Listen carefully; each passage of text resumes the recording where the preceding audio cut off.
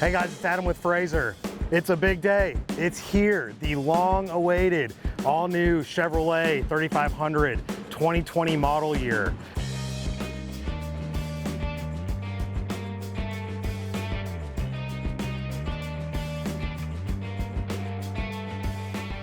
So when I say long awaited, it's been like 18 months since GM's produced this 3500 series chassis, and it's an all new truck. That's the reason why. So as you can see, complete body change, front end is totally new. The interior is all new, redesigned.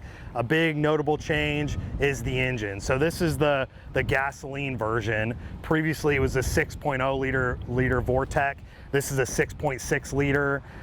So all new engine. They wanted to have this thing come out with a ton of power. It's got like 430 horsepower or something like that. So they wanted to at least make it compete with the diesels a little bit in that power setting.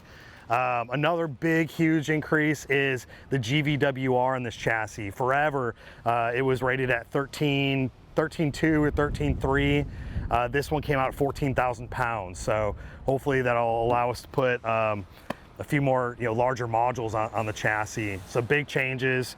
And then I know you're gonna wanna see the inside. If you like content like this and you wanna see more of it, make sure you follow us on all social media channels. If you're on YouTube, make sure you hit the bell. Now we're getting back to the video. So interior, as you can see, has been totally redone. All new dash. It comes with the bigger screen. Every chassis now comes with the backup camera straight from the factory, so we can hook that up and that backup image will show up there on the screen. I just sat in it and moved it around. It feels bigger than the old body style, so I know that's one of the things GM was kind of knocked on a little bit, was the cab space felt a little cramped. This definitely felt bigger to me. I haven't spent a whole lot of time in it, but just the initial reaction.